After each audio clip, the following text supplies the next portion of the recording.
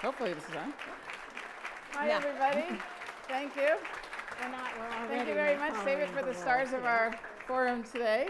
I'm Patty Bellinger, and I'm the Executive Director of the Center for Public Leadership, and I teach here as an adjunct lecturer. It gives me enormous pleasure to welcome you all to this wonderful event. Thank you to the forum for partnering with the center. Special shout out and welcome to our CPL alums and fellows, current fellows.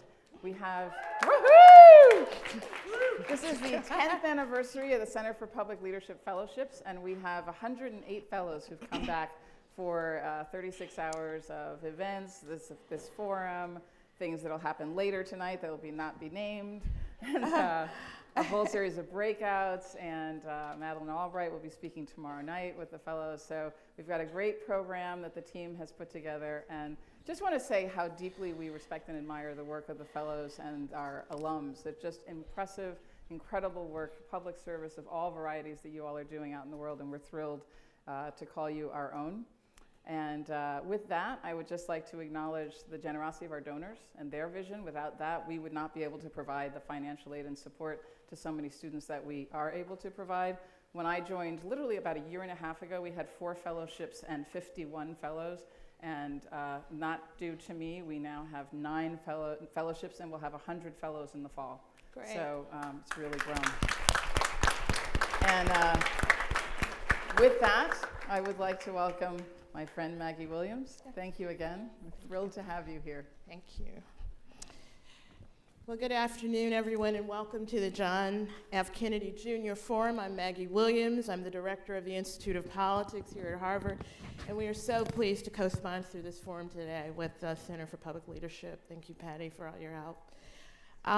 Before we begin our forum, I would like to acknowledge a much-loved and respected member of the IOP family, Senator Jeanne Shaheen, who is one of our distinguished panelists today. Senator, the IOP thanks you for your support and your unbridled passion for public service. Thank you so much for your leadership when you were here.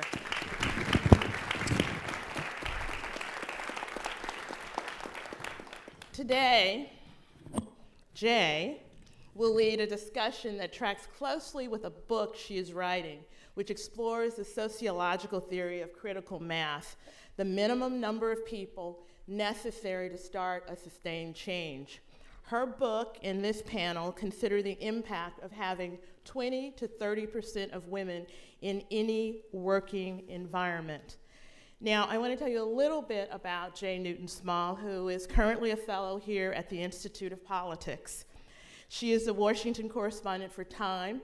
She joined TIME in 2007 to cover the Democratic side of the 2008 presidential campaign, traveling with Hillary Clinton and Barack Obama. We remember her. She has also covered the White House, Congress, the 2012 Republican presidential campaign. She has been on assignment for TIME in Iran, Iraq, Jordan, the UAE, Ethiopia, Haiti, Indonesia, Australia, Canada, and Europe.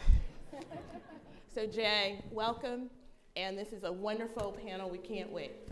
Thank you so much, Maggie, for having me here, and thank you so much to the panelists for agreeing to do this with me. I've interviewed all 3 of you in different times, and you all have such great stories, and I can't wait for the audience and everyone here to hear them. So I'm just going to introduce the 3 of you. This is Senator Sheen. As Maggie said, she's a senator from New Hampshire. She's been a senator since 2009. She just won bruising re-election. Congratulations. Yes, thank you. Glad it's over. Thank you. You have the distinction of being, I think Scott Brown has now made history as the only man to have been beaten by 2 women for the Senate. Absolutely. In 2 different states. In 2 different states. And she also is a former governor of New Hampshire, the first woman to be both a governor and a senator, which is awesome. Yes. And this is Justice Nandefley. She is the Massachusetts Supreme Court Justice. She went to University of Connecticut in 1973, and then here at Harvard Law School in 1978. She served first in the probate and family courts, which she told me is actually kind of an unusual path for someone to rise up to the Supreme Court here in Massachusetts. She was also on the appellate court before being appointed by Patrick Duvall in 2011 to the Massachusetts Supreme Court. And then we also finally have Amy Schulman, who is teaching here at the business school. It was started as general counsel at Pfizer, and then rose to lead their $4 billion consumer and healthcare business before she left and came here, and has now actually got some really interesting biotech startup going on, as well as teaching. So I'm excited to hear for her corporate perspective today. So originally, I got interested in this subject matter because I was writing a story, as Senator Shaheen knows, about the women of the Senate. In the last session, the 113th session, it was the first time ever that they had 20 women, and that women made up 20% of the Senate. And it really was a sort of moment of critical mass, not just in the sense of sheer numbers, but the women also sat on top of 10 out of the 20 committees in the Senate. So they produced more than half the legislation in the 113th Congress. It was not a very productive Congress, but what little got done, it was done by women. And so after I wrote, during the government shutdown, I wrote a story for the magazine about the women coming together at a time when things were so incredibly acrimonious, and they were really the ones who sort of came across the breach, used their personal friendships to form these sort of compromise and negotiated an end to the shutdown. And I had a lot of interest in writing a book out of that article. I'd had a bunch of offers, but I didn't want to write a book about just the Senate women, since half of them are already writing the books themselves, as Senator Shaheen knows.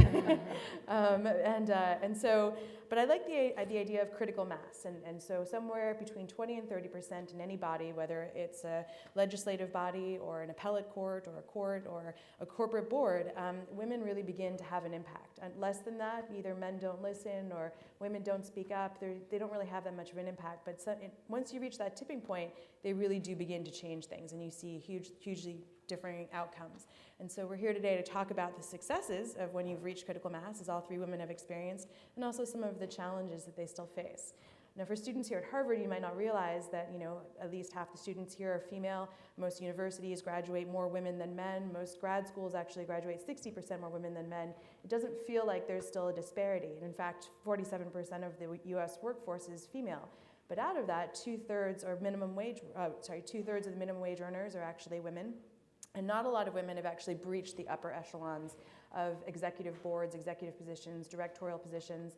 And so this has become a challenge to really get that diversity in there, because once you hit that mark, then you really do begin to see better management, because women bring very differing management styles than men, and you begin to see better outcomes. And so I actually wanted to start to ask Jeanne Shaheen. In my story, I wrote about how the night before the women kind of made this move, they all gathered in her offices in the Senate for a pizza dinner. And can you just tell us the story about how you all came to form this sort of group to talk about the shutdown? Well, I have to give Susan Collins from Maine credit for going to the floor and putting forth a proposal that she thought was a compromise that people could buy into. And that was, I think, on a Thursday afternoon, and as Kelly Ayotte, who is my Republican colleague from New Hampshire, and I would point out that in the 2012 election, New Hampshire became the first state in the country to send an all-female delegation to Washington. Sadly, we lost one of those women, but there are still 3 out of 4 of us who are women. And so she and I were getting on the plane, and I said, we need to do something about this, and she agreed. And I said, well, how about if you and I host a pizza dinner at my office on Monday? When we get back, we'll invite all the women and see if we can come up with something. And so we did that, and that was really the genesis of a bipartisan group that had about 14 people, Republicans and Democrats, and independents. Angus King was part of that. That was really led by Susan Collins. 6 of us were women, which is a bigger than usual percentage of women to be part of that. And we didn't actually come up with the solution to get the government up and running again.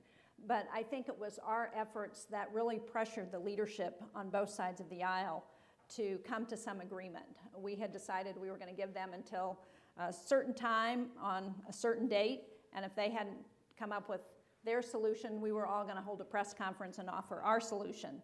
And sure enough, I think Our deadline was 3 o'clock. At 1 o'clock, they held a press conference to announce that they'd reached agreement and the government was going to reopen. So it was, I think, that relationship that the women in the Senate had, that we trusted each other, we knew each other, we were able to say, we can find a way out of this because we can find a compromise.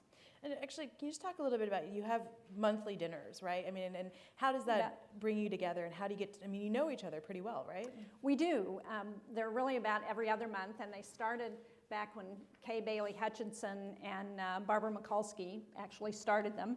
They were the senior ranking members on their sides of the aisle, and they decided that they really needed to get together and share their experiences, because at that time, I think when they started, there certainly weren't 20 women in the Senate. There were fewer than 9, I believe. And they said, we need to get together and share our experiences, our frustrations, just to have an opportunity to talk about how we're feeling about things. And so they didn't start out as an effort to address business in the Senate. They really started out as a way to form relationships, and that's what they've continued. And we go by Mikulski's rules that whatever is said at the dinner stays at the dinner. So none of our male colleagues ever hear what we have to say about them, which is a good thing. But what they've really allowed is for us to have a relationship where we can trust each other.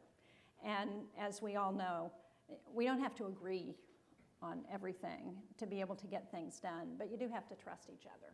And that's an element that is too often missing in Congress and in the Senate.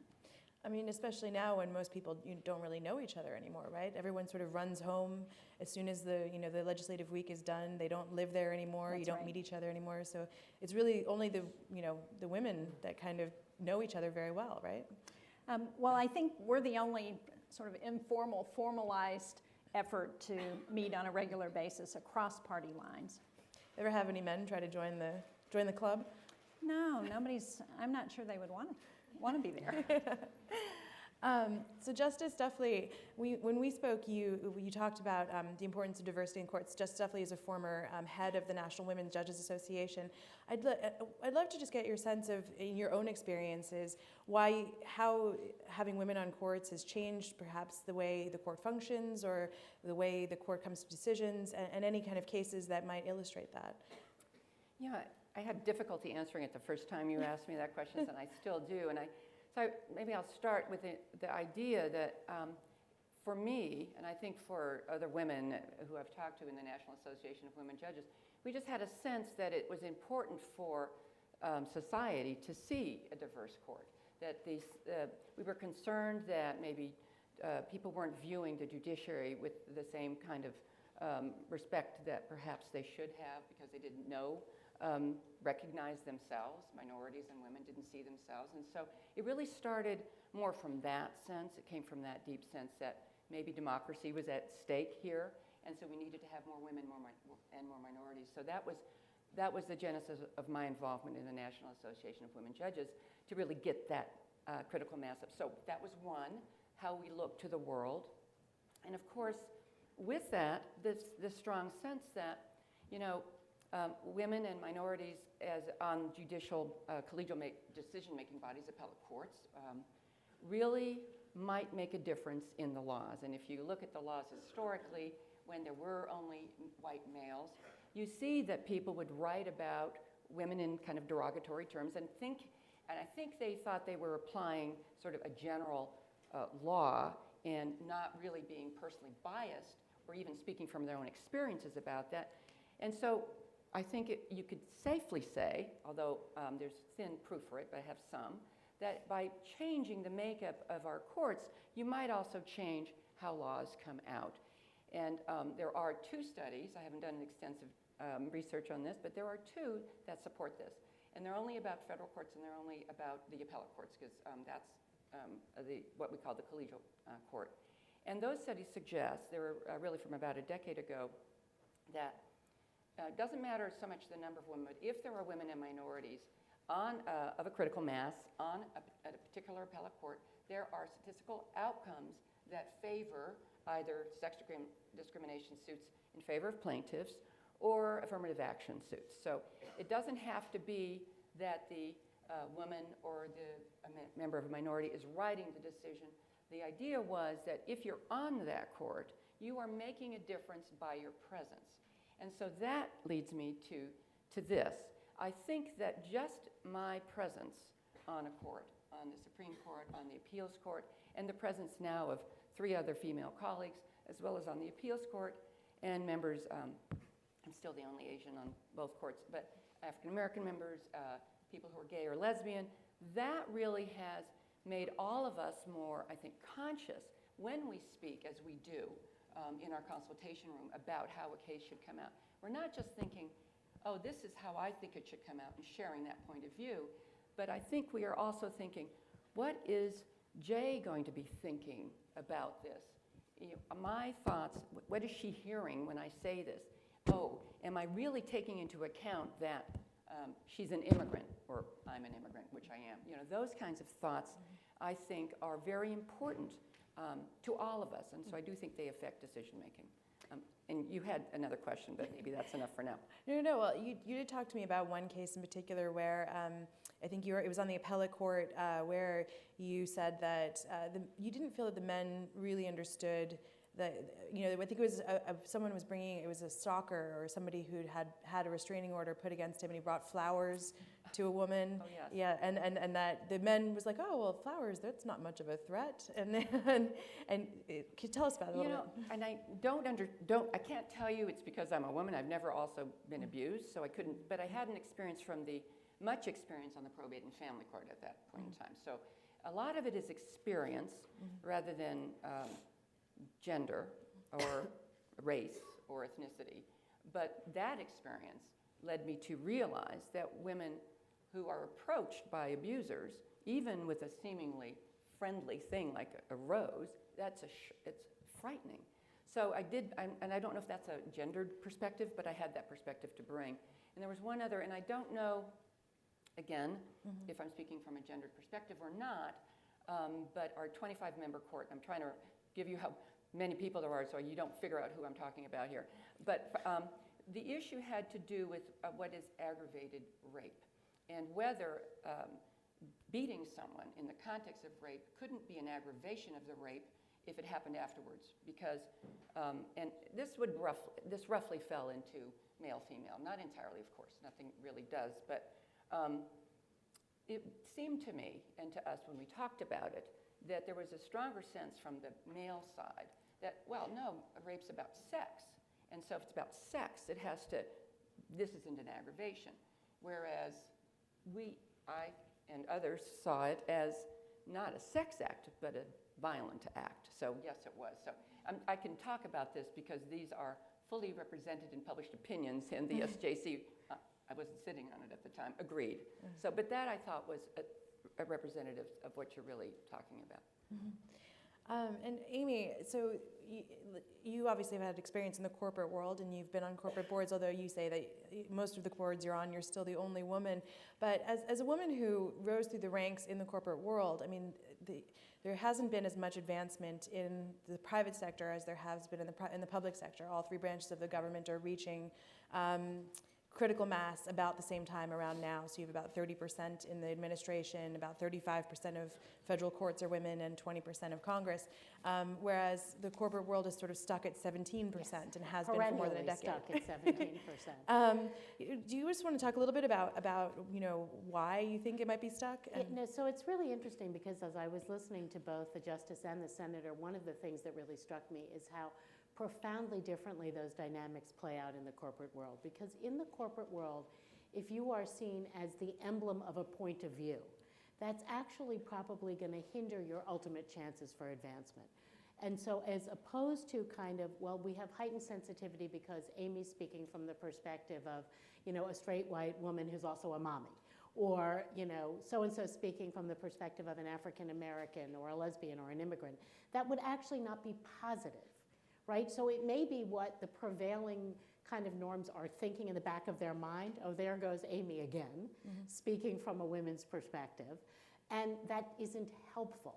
So that sensitivity, to the extent that it makes people kind of speak less freely or question their assumptions, makes them self-conscious, and that doesn't make them necessarily want you to be part of the conversation.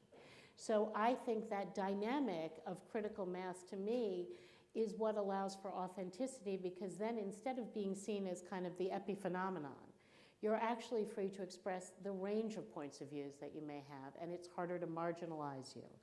And conversely, as I got more senior, I think the question for women is, at what point do you spend that political capital that you've amassed? So you clearly have it by virtue of being around the table.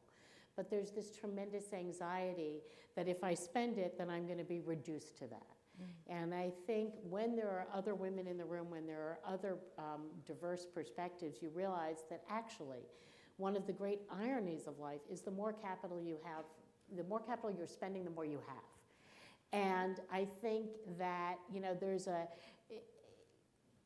tendency sometimes to feel that we need to save things for when we really need them. I mean, I used to be like this about airplane miles, right? I mean, from all the flying that I did in my life, you know, at one point I had, you know, like 1 million miles, right? And I'm like carefully sitting there saving those miles. For what? I mean, the airlines never let you use them. When am I ever going to do it? But I'm like saving them for, quote, when I really need them. By the time I really need them, it's going to cost 1 million miles, you know, to fly from New York to Cleveland. And so at some point you realize the more that I am seen as a transacting player, the more I'm connecting people, the more I'm spending political capital advancing junior people, the more I'm able to do kind of whatever it is that people do when they're spending their political capital, actually the more power I have. But I don't think you instinctively realize that when you're new at the table. And so I think one of the great pleasures that happens when there's critical mass is that kind of reassurance and this idea that you're not sidelined every time you kind of say something or speak something because everybody's wondering, you know, where is that coming from? Let's also talk a little bit about critical actors, because part of the power of, you know, critical mass isn't just the idea that you have the 20 or 30%, it's the seniority that some of these actors get. So in terms of the Senate, it was the fact that half the women were sitting on top of committees and they were able to really make, you know, draft legislation, impact change, and they were very powerful. But sometimes in the corporate world, you're kind of the only critical actor, right? Like you're you're kind of lonely at the top thing. And what do you do in that case? And how do you sort of find friends? Right. So, I mean, one of the things that, you know, one of the things about being in that position where you realize that actually at a certain point in your life, what you're doing is you have the tremendous both luxury and sorrow of being in the position of giving to others and opening the door, even as you may say, gee, there weren't people ahead of me. Given my age and my position, there just wasn't an entire generation of women who were there before.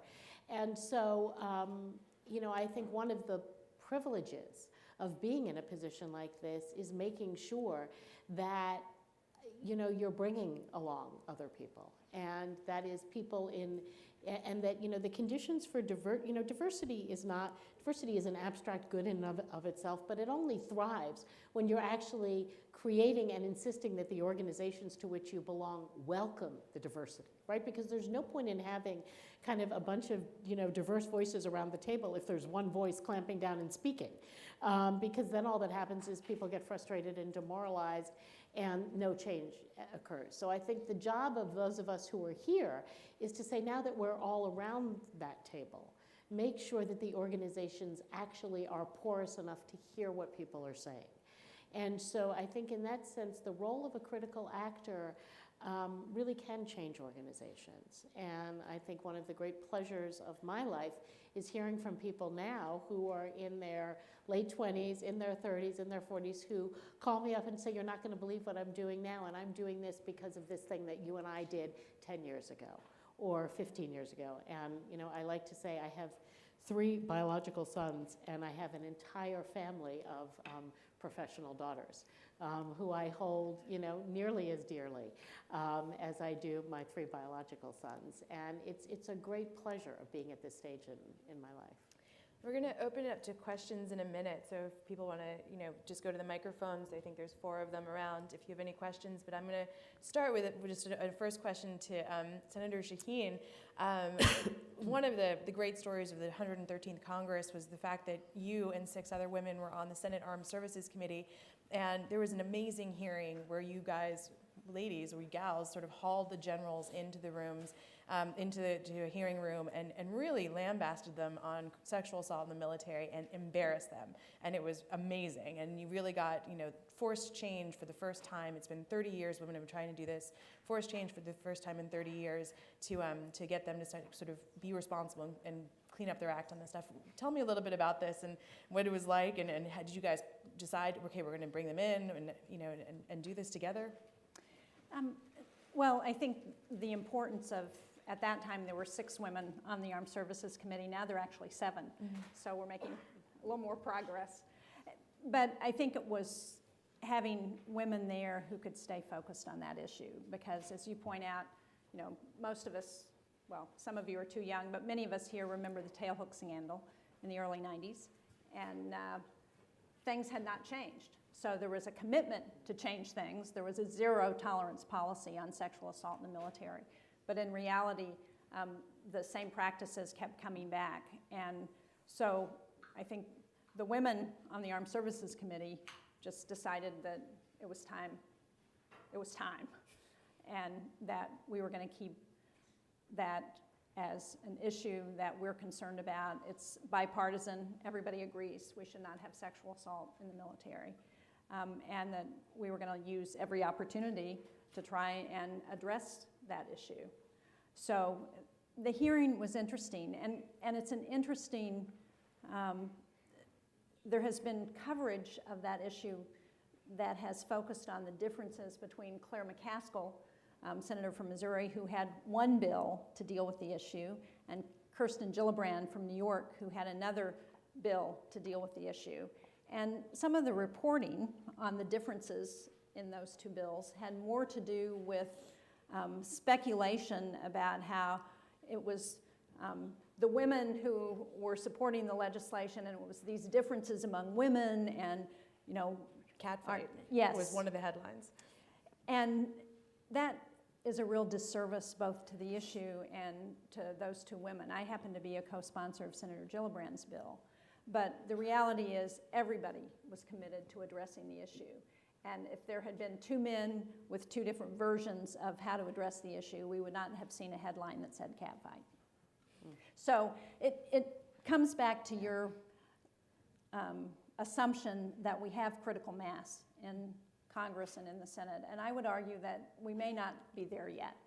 When I was here at the IOP in 2005 and 6, I did some research around women in political positions. And one of the things I remember is that if you compared the United States and the number of women in our Congress, our parliament, to the world, we were 64th in the world in terms of the percentage of women. Now we're 75th.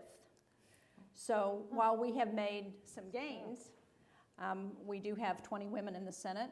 We elected 2 more women in this last election, but we also defeated 2 women in the Senate. But we only have 19% of the women in Congress. More women than ever, but it's still only 19% of the Congress. So I think we're making progress, but it's too slow, and there's still too much to do. Great. Why don't we start with some questions? Hi, my name is Megan Walsick. I'm a senior at the college, and my question is for Senator Shaheen. I'm from Dover, New Hampshire. All right. Yeah. In 1998, you came and visited my kindergarten class at Garrison Elementary School. Good. And I'm really not that old. And it was a big deal because it was the first public kindergarten class in the city of Dover, as you probably remember. And my question for you is, now that President Obama is making these pushes to expand to public preschool, what steps do you think we need to take in the Senate, either from this critical mass of females or just in general, to really see this come to fruition? Well, I have a great story about my visit to Garrison Elementary, which I think you all will appreciate. It was not too long after I got elected governor, and I had run on a platform that said we should provide public kindergarten for all young people in New Hampshire. It was one of the few states that still didn't have public kindergarten for everybody. And so this was one of my first public kindergarten visits, and I thought it went really well. You know, I had a great time with the students and got a chance to talk policy about why public kindergarten is so important, early childhood education, and so I thought it was great. And then my state trooper, a couple of days later, told me that he had talked to the parents of some of the kids, and they had said how disappointed they were when I visited their school, because they thought the first woman governor should come like the Queen, that I should have an entourage and I should have a ball gown and a magic wand, and that's what they were expecting. And it shows the challenges that nobody knew what a woman governor should be like when I first got elected in New Hampshire. But I think getting public preschool would be critical for this country. All the research, the data tells us that the earlier we can intervene in a child's life, the better in terms of their successes, their ability to learn to read at grade level, to graduate on time. The fewer kids get in trouble when they have that early education. The challenge, like so much of what we're dealing with in Congress, has to do with the resources.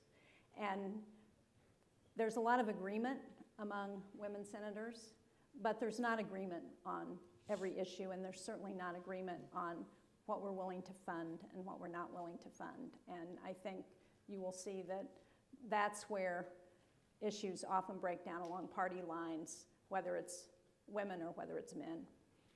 Well, I have the newspaper from that event with me, so maybe I can show you how. Oh, good. That's great. Thank you. Thank you very much. I forgot to say, you know, as everyone who's been to a forum before, you know the rules. When you ask a question, just please give your name, where you're from, and the question should end with an actual question. So no sort of diatribes. Did you have a question? Hi, my name is Ankur Shukla. I'm actually a former, alumni of the Center for Public Leadership Fellowship programs. I was really struck by the difference you pointed out in the private sector and I guess the public sector. I work for the Department of Health and Human Services, and I've been in 3 different agencies, and there is absolutely, in each agency within the department that I was in, easily the staff were majority women. The top 3 leadership positions in the first agency were held by women, then the second agency, the acting director was a woman who was a graduate of Harvard Medical School, and my current job, my team lead, my division director, my group director are all women. So I guess I would like to dig a little bit deeper on this thing of like, what is so different about the private sector versus, say, federal government or other sectors that obviously allows women to thrive quite a bit? You know, I mean, a large organization like the U.S. federal government, the largest employer in the world, but not so much in other sectors. What's the difference? Can you tell me more? You know, I guess I would challenge the notion, though, that women are thriving. I mean, apropos this story, you know, in some ways that's just an incredibly poignant story. So here you are, a governor who's clearly championed public education, done the actual hard work, and that kind of crushing blow of expectations that, you know, rolling up your sleeves and getting it done, but yet you're supposed to come in like, you know, with glass slippers and a ball gown. It's a funny story, but to me it's a deeply poignant story.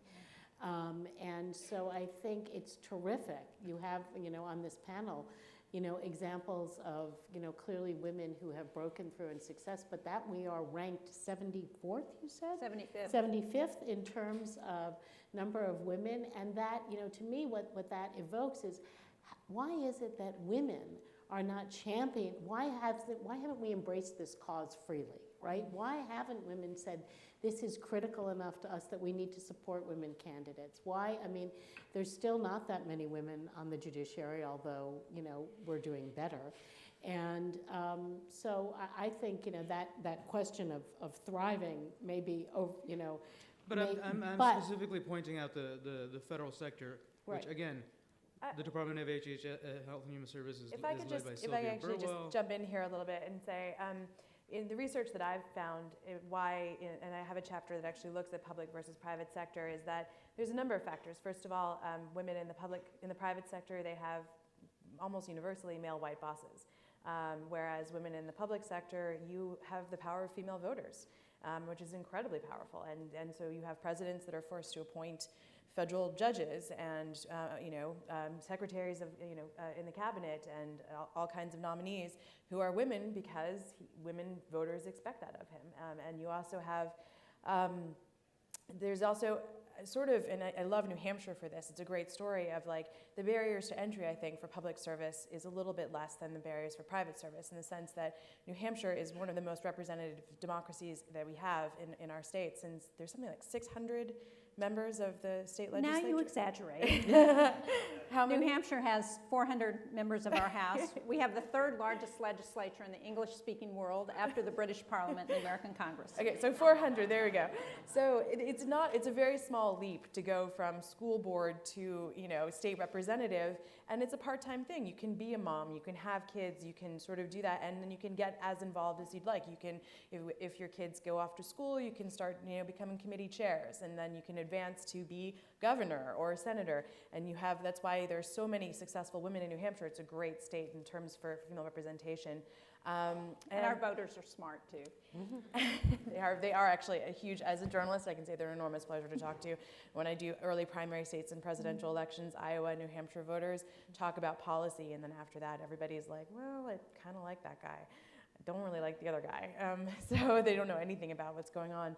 But, and then the third thing is that you see a lot of women who, you almost wish it wasn't this way, but they sort of say, well, I'm missing my kid's game, but it's okay because, I'm voting on Iran sanctions, or I'm voting on something that's critically important to the future of our country, and so therefore it's okay if I'm, missing something of my child's life. Whereas you don't see a lot of women in the private sector saying, well, I'm missing my kid's game because I want to make $1 million deal, and I think that maybe there should be more women who want to do that, frankly. There is that difference too in the legal profession. I mean, we're edging up. There are more and more women being appointed, and so the percentages are up, but they're as flat in the partnership level as they are in corporate America. Yeah. It's flat 14, 17, I think it is at this point. Yes. Yeah. Just and it's and we approach, I'm going to say we now, we in the legal profession, in the judiciary and in the law broadly, I mean, this is a big problem. It seems entrenched. I don't know yet the answer. It's certainly a problem, and maybe some of it is that. I mean, but I don't think it's only the opt-out issue. I mean, one of the really interesting things when I was in private practice at a law firm, the absence of a negative message when you were coming up through the ranks for partnership was considered a positive message. So, and yet I think women and male mid-level associates heard the absence of a negative as a positive quite differently. So to be specific, you would go as this fifth level associate, which is when you're kind of anxious about making partner. It's often the years that you have tugs on you in other ways. If you have a spouse or a partner, that person is also starting to earn income, so you, in theory, have a little bit more latitude. And you would go in having just, really worked all these daunting hours, and, the partners who are reviewing you would say, everything's okay. Now, I can guarantee you that everything's okay is heard quite differently by most women than it is by most men. So most women are like, okay, just okay? Are you kidding me? I'm like killing myself here and it's just okay? And many guys, not all, will hear, everything's okay. I'm on top of the world.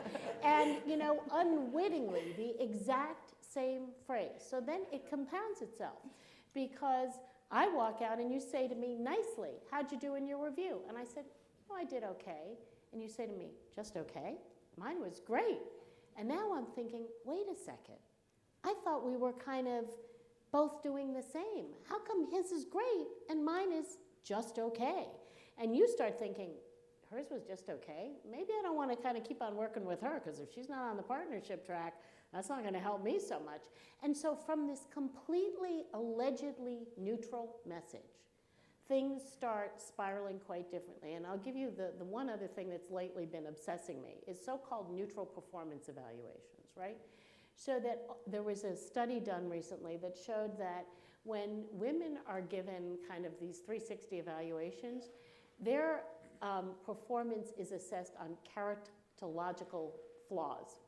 So like, Amy needs to be less shy. That would probably not be a critique people would say about me, but in theory, Amy needs to be less shy. Whereas with a guy, they would say, Joe needs to speak more. So it's a behavior that he can fix. It's a character assessment on my part. That's why the story of the ball gown is so poignant to me. And so then that starts getting built in. And so for me, the questions of kind of the opt-out, I think there are plenty of good reasons to choose not to want to climb the corporate ladder. And there are plenty of people who, for lots of good reasons, don't find the pursuit of that meaningful. But I don't think it's as simple or to say that women choose not to do it, disproportionately for those reasons, because I think there are many countervailing pressures in terms of how the supposedly neutral evaluation process gets played out, how neutral words get heard differently, and an entire set of things start spiraling. And this is what I mean about organizations needing to take responsibility for helping people to hear the messages in the way that we intend them. So I don't know if that... There's a great book that details exactly what you're talking about by a woman named Anne Valian called Why So Slow? And it talks exactly about that, about how a woman and a man can start in a corporate environment at the same time with the same background, the same education, and what happens over their career as they try and move up, and that kind of difference in the way women are viewed. Yes? Nadia Farjoud. I graduated from the college in 2013, and I work at Political Parity, a nonprofit, nonpartisan research organization working to advance women in politics. And actually, our research director sent me here as the ambassador of her question. She wants to know... Where is she? Writing her dissertation. Okay. If you had to choose between having a critical mass of women in office or a key women or key sets of women in positions of power, so the head of a committee, which would you choose and why? Interesting. Well, I'm going to just totally disavow the question. I think it's the wrong question. We obviously need both. When I was governor, I got to appoint the first woman to our Supreme Court. That woman is now the chief judge of our Supreme Court. And there are other women on the Supreme Court as well. So it's not about whether women are going to be in critical positions. It's about how do we make sure women are in critical positions and that they can influence the environment so that other women can get there too. Anything else from, okay. Yep, up here. Oh, okay, that's working. Hi, I'm Sarah from Charlotte, North Carolina. I'm a freshman at the college. And my question is that we've talked a lot, both in discourse and at this forum, about women at the top. And I want to know what ideas you have on what I've heard Senator Gillibrand refer to as sticky floors with women on the bottom, I guess you could say, facing pay inequality and things like racist sexism and working to take care of families and things like that. What can we do as people and as women to support the average woman? Anyone want to take that? Were you looking at me? Well, I think it's a hard question for a judge. Are you talking to me as a woman or are you talking to me as a judge? I mean, one of the wonderful things and why I'm so glad to be and have the job that I have or have had so long is that you can actually make a difference. You can in your job too. You can make a difference in the way the one-on-one decisions that I made when I was on the trial court for 8 years. Every single person who comes into my court, I can make a difference in their lives. On the appellate court, and now, make big changes in how the laws are interpreted to benefit or not people who are affected in that way. So that way, but not everybody can be on the Supreme Court, right, or the appeals court, or even be a judge. I mean, it's hard. So so you vote. You vote. And that's why I think it's so important. In a bigger sense, I'll go back to this. We have a constitutional democracy, and I think it's at risk unless we have informed voters. So it's easy to say we vote, but you have to vote and you have to be allowed to vote, and you have to be an informed voter. So we need those things, and we can all work to make sure that happens, I think. So I think it's great that the women here have broken the glass ceiling that so many women have. But until we're able to provide those opportunities for all women, we haven't succeeded. And right now, there are a lot of things that we need to address in the workplace, structurally, with the way we support women and families, that we have not addressed. So we need to raise the minimum wage. We need equal pay for equal work. We need to provide retirement benefits for all workers in some way so that everybody can opt in. You know, I think it's terrible that we do not provide maternity leave, paid maternity leave for federal employees. That's just not acceptable. Up here? Hi, my name is Carolina, and I am a sophomore at the college. And my question is for the senator, and it kind of ties back to the question that was asked just before. And it regards the issue of imposing legislation on gender equality in the workforce.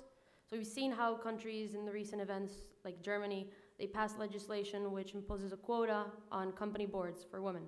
And I just wanted to ask what you see the future of the United States being regarding this issue of passing legislation and what the major challenges to it are. We may want Amy to give us her insights on Quotas. I think it would be really hard to get that kind of legislation passed. You know, one of the reasons that we're falling farther behind in terms of number of women, if we look at the world, is because it's harder in our constitutional democracy to pass those kinds of quotas and be successful than it is in a parliamentary system where they can say, you know, your slate has to have 20 women on it, or 20% of your slate has to be women, or you're not going to get the funding to run for office. So I think we've got some barriers that make it more challenging to do those kinds of quotas here in the United States. You want to talk about? Yeah, and you know, it's an interesting body of research about whether those quotas will in fact change the behavior of those boards.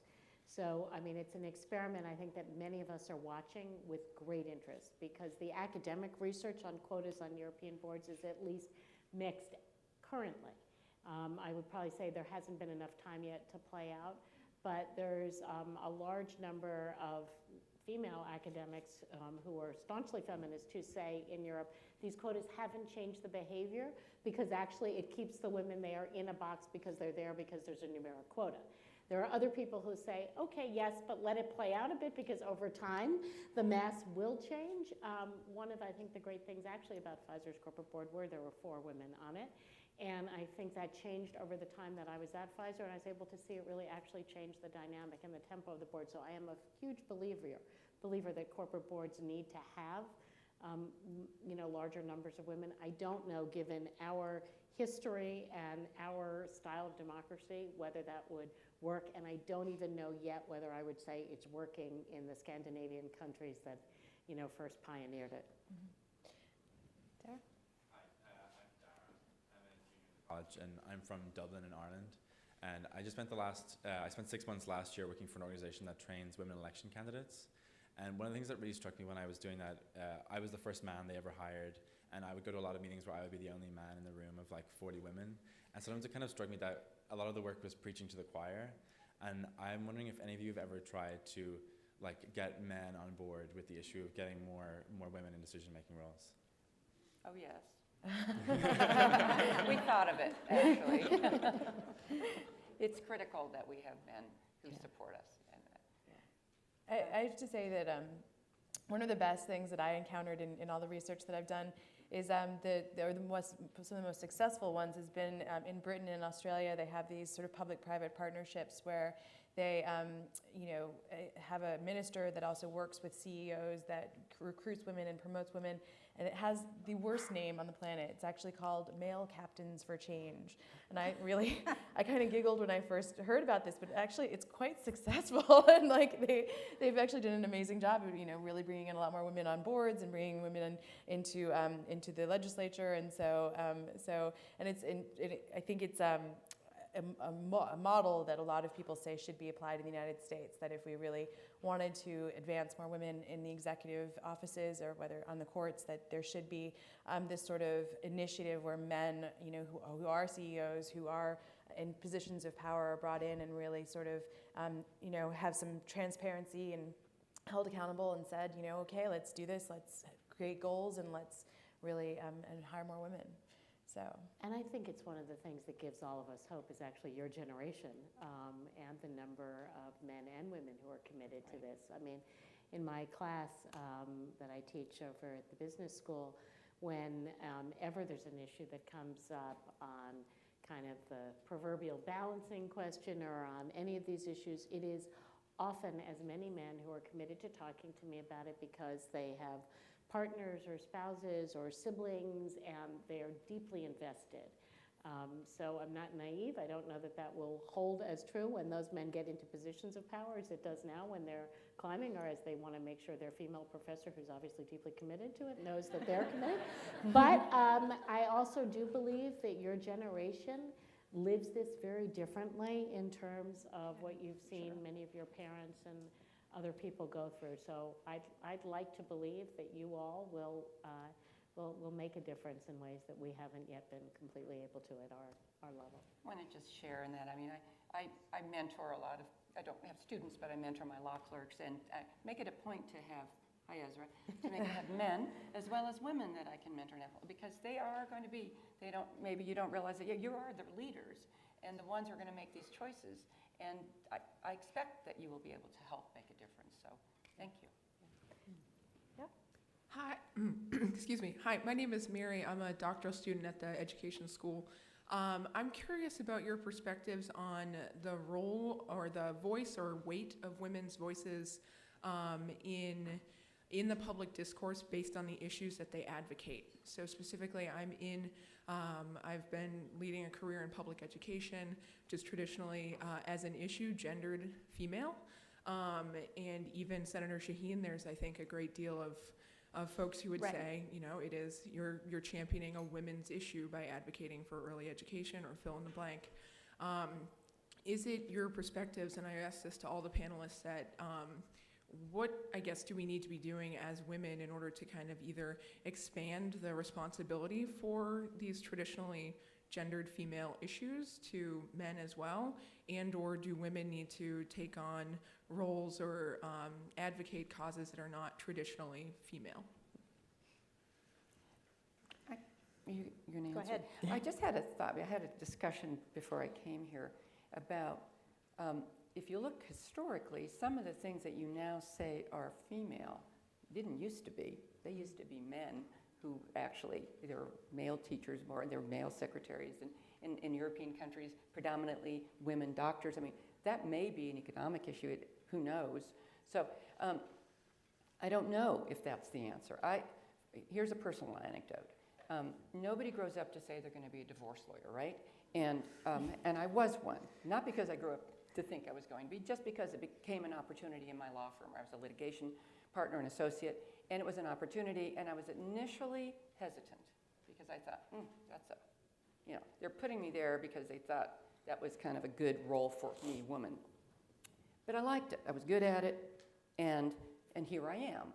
So, I picked what I was good at. I didn't worry anymore what people thought about it. I said, gee, I like this. I like dealing one-on-one with clients rather than different other things that I might have done. And so I guess you pick what you're passionate about. I do think, for the Senate and for Congress, Barbara Mikulski has a term called macaroni and cheese issues, that she sort of talks about how women, the macro issues and the macaroni and cheese issues. Yes, exactly. When she came into the Senate in 1987, for example, breast cancer research funding was $100,000 a year. She increased that by 1,000-fold. There was no scientific research that was done on women.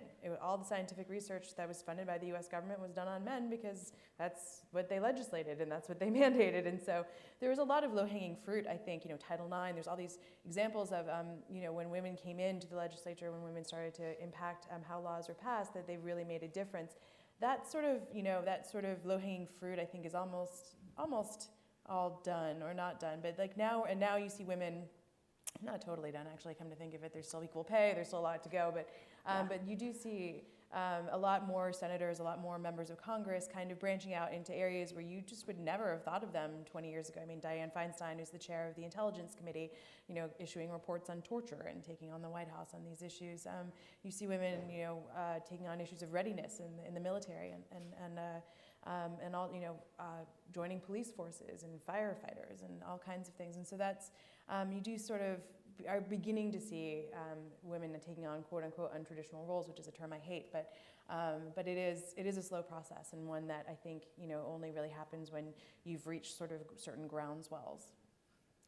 I think that's true. I think that things change when people are used to seeing women in certain positions. One of the challenges that you talk about in terms of identifying women with certain areas is that's the way voters view women candidates. And so voters historically have viewed women as being good on, what are considered the soft issues, education, social services, not so good on economics, on national security, and women are generally viewed as being more honest. So it can cut both ways in an election year where people are concerned about honesty. More women get elected.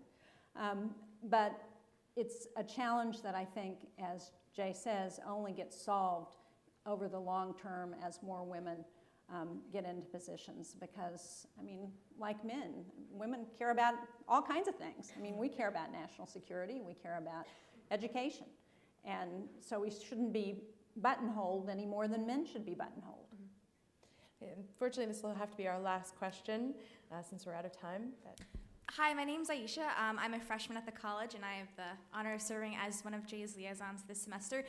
My question is just for all of the panelists, and what your definition of parity is, because we talked a lot about critical mass, but is parity when we have women serving in these untraditional roles, or is it when a woman can actually stand on a stage and maybe cry and show more emotion, or is it when a woman assumes is as aggressive as a male, or demonstrates these kind of masculine qualities? What is parity? It's when you can do all those things. Yeah? Yeah, I think parity is about making sure that women have the same opportunities as men. I have 3 daughters. One of my daughters is here this afternoon, and I want to make sure that she can do anything that any man can do. And if that's become president, then all right. If it's stay at home with her kids, that's fine too. If it's, go off and become an explorer, I don't care, whatever it is. Parity is making sure that women have the same opportunities as men, and that we don't have to have a forum when she's my age that says that's about women in power, because women have already achieved power.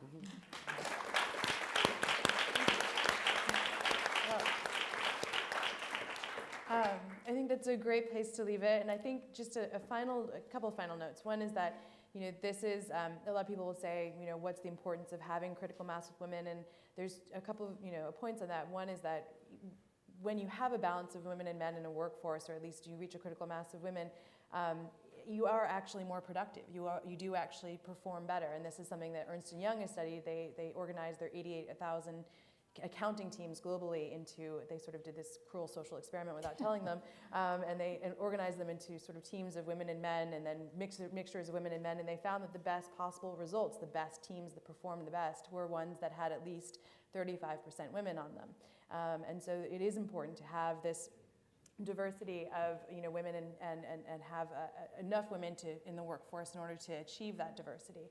And it's also important because as the baby boomer generation retires, we're going to face an enormous shortfall of workers in the United States.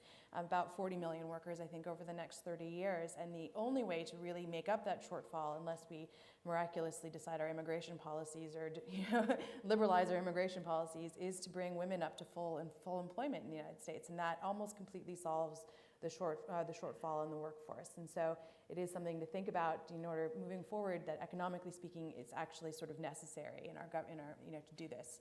And my last little sort of note is a pitch for my study group. Since if you're interested in the topic matter, every Thursday at 4 o'clock, I'm going to be looking at different chapters of my book and different sort of aspects that we've touched on here. And Nandefley is actually going to be one of my guests coming back, so we'll delve more deeply into the federal judiciary when she comes back. And state judiciary, excuse me, when she comes back. And I just also want to thank everybody for your perspectives here today. It was just awesome. Thank you. Thank you. Really nice. Thanks very much.